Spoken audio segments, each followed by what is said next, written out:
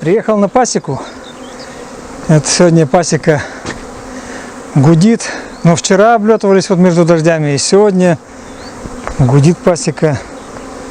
Вот мой слабыш уже работает вовсю. 11 рамок тут стоит, семейка уже хорошенькая. Вот. Разделил. Пчелки уже летают тут прекрасно. Это вот пчелопотет карника. Все работает, тоже летает. Это вчерашние две семьи, которые я смотрел. Вот они, блин, вот это вот мощнейшая семья. Что значит сила семьи? Гул стоит, блин. Вот второй отводок, пчелопотет, вернее, отводок говорю. Тут тоже вот пчелки я отделил, тоже все уже летают. Опа. Вот пчелки работают. Работает пчелки. Вот тут тоже облетывается пчела. Матки нету, не знаю. Вот. Это семья, которая я матку как бы выводил. Они тянули маточники, я все подставлял рамки. Там 14 рамок стоит, пчелы много. Подставлял эти рамки, они маточники натянули, и нет ни одного маточника, они все убрали. Видимо, все-таки они, когда уже привыкли без матки жить, что им подставляешь рамки, они убирают маточники, оттянут, убирают. Я уберу эту семью на подмор, на сухую пчелу. Мне все равно в этом году надо какую-то семью будет убирать, чтобы насушить пчелы, вот, на лекарства. И я уберу эту семью. Я сейчас буду наблюдать, пускай они пока носят мед, там медику хорошо. Только они начнут отрутневеют и начнут ложить какие-то яички первые, чтобы не было расплодика там, трутневого. Я сразу же семью уберу и рамки эти заберу. Какие-то поставлю в другие семьи. Вот, скажем, в карнику новый поставлю, там медок какой-то. Вот. А какие-то буду откачивать. Вот семейка тоже, это супер семья. Хорошо работают. Тут семейка хорошая, уже тут полный тоже улей. Но она немножко послабже силачей, этих моих самых сильных, вернее. Но вот там семья хорошая, тут семья хорошая. Две поделил уже, получается. Тут подтягиваются семейки, вот.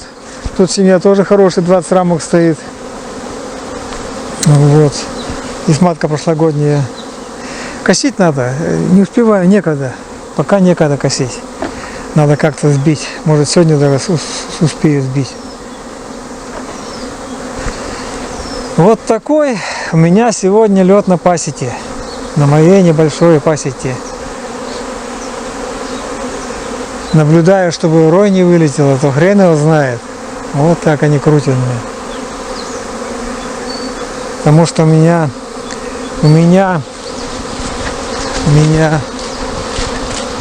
вот в этой семье есть один маточник, я его специально оставил.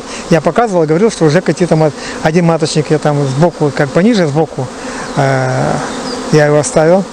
Я сегодня проверю, если все нормально, я сделаю отводок и отвезу в южную часть Волчанска на другую пчеловоду, чтобы с летной пчелой рамочки на 3 сделаю, то есть 2 рамочки расплодика, кормовую и еще кормовую. Вот. И увезу сразу, там 10 побудет, потом привезу, поставлю сюда.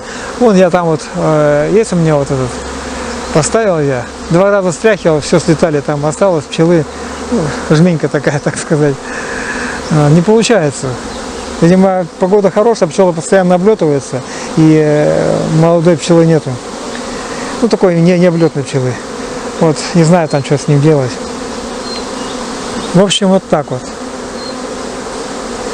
И еще вот в этой семье у меня они выводят, есть маточники на 2 рамках.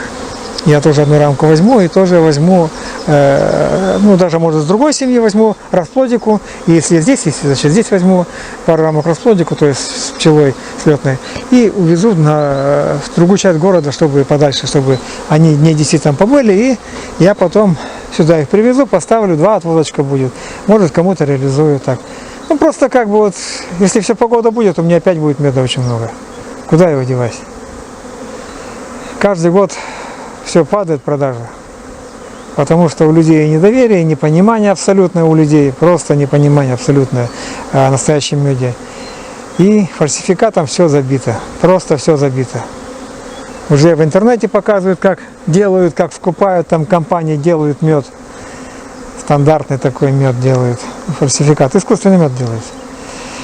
В общем, вот такая вот история у меня на пасеке сегодня, просто здорово. Вот заходишь, так вот приходишь, приезжаешь, приятно поглядеть, как пчелы летают. Как-то сразу и настроение поднимается. Это вот как бывает, вот с животными люди общаются. Вот, мне вообще интересно.